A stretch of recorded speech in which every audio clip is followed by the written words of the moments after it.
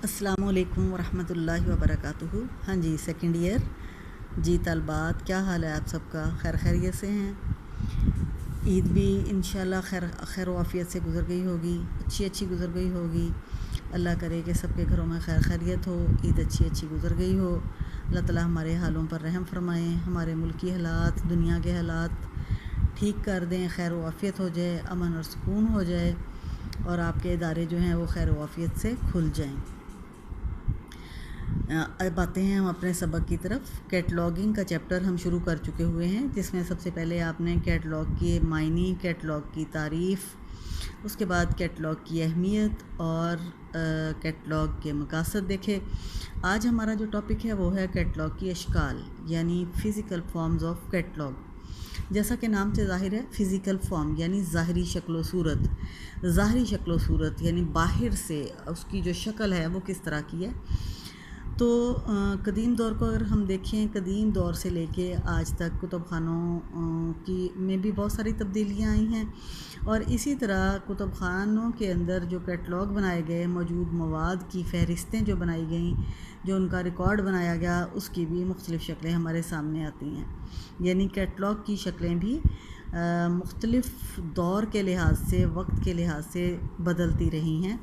अब हम कुछ कैटलॉग की अशकाल का ज़िक्र करते हैं, यानी ज़ाहरी अशकाल का, ज़ाहरी सूरतों का ज़िक्र करते हैं, जिसमें सबसे पहले है किताबी कैटलॉग नंबर 1, नंबर 2 है अवराकी कैटलॉग, नंबर 3 है card catalogue, number 4 microforms catalogue, number 5 machine readable catalogue, number 6 है CD-ROM कैटलॉग। ठीक है, ये हमारे कैटलॉग की अशकाल हैं। सबसे पहली शक्ल जो है वो है किताबी कैटलॉग, यानी बुक कैटलॉग।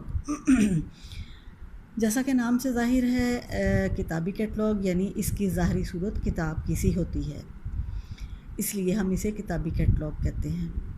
इस कैटलॉग में जितना भी लाइब्रेरी में मवाद है उसके बारे में मालूमात किताबी सूरत में होती हैं, यानी किताब के अंदर दर्ज होती हैं।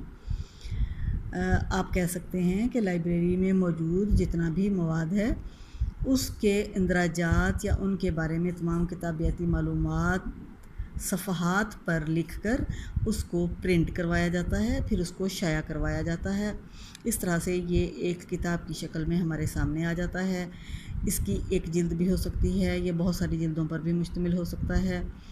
और कैटलॉग की सबसे पहली शक्ल जो है वो किताबी कैटलॉग है, क्योंकि छापा खाना की ईजाद से पहले लोग किताबों अपने लाइब्रेरी में मौजूद किताबों की फ़हरिस्तें बना कर रखा करते थे, फिर उनको छपवा लिया करते थे। पहले बाद में छपवाई जाने लगी, पहले सिर्फ फ़हरिस्तें बनाते थे और उसको हाथ से जिल्द की सूरत दे दिया करते थे, लेकिन ये शक्ल ज़्यादा देर काम ना आ सकी। लाइब्रेरीज़ में इसको इस्तेमाल करना मुश्किल हुआ। किताबी कैटलॉग की कुछ खूबियाँ और कुछ ख़ामियाँ भी हैं। सबसे पहले हम इसकी खूबियाँ देखेंगे। नंबर 1, ये कैटलॉग बआसानी एक जगह से दूसरी जगह ले जाया जा सकता है, क्योंकि जैसे किताब हम हैंडल करते हैं, किताब को उठा के हम एक जगह से दूसरी जगह ले जा सकते हैं, इसी तरह से ये कैटलॉग बवक्त ज़रूरत एक मेज़ से दूसरी मेज़ पे, एक जगह से दूसरी जगह आसानी से ले जाया जा सकता है। लाइब्रेरी के अंदर भी इस्तेमाल किया जा सकता है, लाइब्रेरी से बाहर भी इस्तेमाल किया जा सकता है। नंबर 2, इसकी खूबी ये है कि चूँकि ये किताब की सूरत में होता है और किताबों के साथ हमें बचपन ही से वाक़फ़ियत होती है, किताबें हम पढ़ते हैं, लिहाजा इसको इस्तेमाल करना भी बहुत आसान होता है, मुश्किल नहीं हो पेश आती। नंबर 3, इसकी खूबी ये है कि किताब में एक सफ़े के ऊपर हमें काफ़ी सारी किताबों के इंदराजात या मालूमात मिल जाती हैं। तो इस तरह हमें एक किताब जब हम खोलते हैं तो उसके 2 सफ़हात हमारे सामने होते हैं, उस पे हमें कमोबेश 15-16 किताबों के बारे में मालूमात मिल जाती हैं। इस तरह से हमें आसानी होती है। नंबर 4, किताब जैसे कि आपको पता है छोटा साइज़ होता है इसका, तो ये थोड़ी सी जगह घेरती है और हम इसको किसी भी अलमारी में, किसी भी कैबिनेट में रख सकते हैं। इसके अलावा पांचवा फ़ायदा इसका ये है कि किताब की सूरत में है, लिहाजा इसको मुल्क के अंदर और दूसरे ममालिक में भी मुख्तलिफ़ कुतुबखाने इस्तेमाल में ला सकते हैं, एक जगह से दूसरी जगह आसानी से ले जा सकते हैं, इसमें मुश्किल पेश नहीं आती। नंबर 6, ये एक बहुत ही अहम हवाला जाती ज़रिया बन जाता है, यानी कोई भी कारी इसको इस्तेमाल कर सकता है, लाइब्रेरी का अमला इसको इस्तेमाल कर सकता है। और नंबर 7 जो इसकी खूबी है वो ये है कि यूनियन कैटलॉग मुरतब करने के लिए इसे आसानी के साथ इस्तेमाल किया जा सकता है। यूनियन कैटलॉग से मुराद यूनियन जैसे कि इकट्ठा यानी मुत्तहिद यूनियन, ठीक है, यानी एक शहर के या एक सूबे के या एक मुल्क के कुतुबखानों के कैटलॉग्स को जब इकट्ठा करके एक कैटलॉग की सूरत में जमा कर लिया जाए तो उसे यूनियन कैटलॉग कहा जाता है। चूँकि किताबी सूरत में अगर कैटलॉग हो तो इस तमाम कुतुबखानों के कैटलॉग इकट्ठे करने, उनको दूसरी जगह एक जगह इकट्ठा करके उनसे एक यूनियन कैटलॉग मुरतब करना आसान होता है। अब हम देखते हैं किताबी कैटलॉग की ख़ामियाँ। सबसे पहली ख़ामी जो है किताबी कैटलॉग की वो ये है कि चूँकि ये हम जब इसकी लाइब्रेरी में मौजूद मवाद की फ़हरिस्तें तैयार कर ली जाती हैं सफ़हात पर, पर्चों पर, फिर उसको जिल्द की सूरत दे दी जाती है, तो उसके बाद इसके अंदर नए आने वाले मवाद के बारे में मालूमात शामिल करना मुश्किल हो जाता है। लिहाजा ये कैटलॉग बहुत जल्द पुराना हो जाता है और ताज़ा मवाद की मालूमात इसमें हमें नहीं मिलती, ये इसकी ख़ामी है। इसके अलावा नंबर 2 पे इसकी ख़ामी ये है कि इस कैटलॉग में लचक नहीं होती, यानी ना तो हम इसके अंदर नई आने वाली किताबों के इंदराज कर सकते हैं, दाखिल कर सकते हैं, इसके अंदर हम डाल भी नहीं सकते, और ना ही अगर कोई किताब फट जाती है, गुम जाती है या उसकी लाइब्रेरी में ज़रूरत नहीं है तो उसके इंदराजात या उसकी मालूमात को इसके अंदर से निकाल सकते हैं, यानी इसके अंदर से इंदराजात शामिल भी नहीं किए जा सकते और ख़ारिज भी करना मुमकिन नहीं है। लिहाजा ये इसकी एक बहुत बड़ी ख़ामी है। नंबर 3 पे इसकी ख़ामी ये है कि इसमें एक ही किस्म के इंदराजात को एक जगह नहीं रखा जा सकता। मिसाल के तौर पे अगर लाइब्रेरी साइंस के किसी एक मुसन्निफ़ की लिखी हुई किताब जो कि जिसका उन्वान भी एक ही हो, यानी अगर 4 किताबें एक वक्त में आई हैं जो कि इस कैटलॉग के अंदर शामिल की जा चुकी हैं, अगर 6 माह बाद जबकि पहला कैटलॉग जिल्द की सूरत इख्तियार कर चुका है, तो 6 माह बाद या साल बाद या 2 साल बाद अगर वही किताबें दोबारा आती हैं तो हम वो जो पहली 4 किताबें थी बिल्कुल उनके साथ इसके इंदराजात नहीं कर सकते। लिहाजा ये इसकी बहुत बड़ी ख़ामी है। वो हमें उसके लिए अलग से वो जगह अलग होगी जहाँ पे उनके इंदराजात किए होंगे। नंबर 4 इसकी ख़ामी ये है कि किताब को मुरतब करने, इसको तैयार करने में बड़ी मेहनत और वक्त सर्फ़ होता है। नंबर 5 किताबी कैटलॉग जैसे कि किताब को एक वक्त में एक ही बंदा पढ़ सकता है, इस्तेमाल कर सकता है, इसी तरह किताबी कैटलॉग को भी एक कारी या लाइब्रेरी के अमले का कोई एक शख्स ही एक वक्त में इस्तेमाल कर सकता है, बाकी लोग उसके इंतज़ार में बैठे रहते हैं जब ये अपनी ज़रूरत यहाँ से पूरी कर ले तो फिर ये हमारे पास आए। लिहाजा बहुत ज़्यादा वक्त ज़ाया होता है कारीन का भी और लाइब्रेरी के अमले का भी। इसी तरह चूँकि ये एक छोटी सी शक्ल में किताब की सूरत में है, लिहाजा इसके चोरी होने का भी डर होता है। कोई भी इसको चुरा के ले जा सकता है, बैग में डाल सकता है, कहीं आगे पीछे कर सकता है।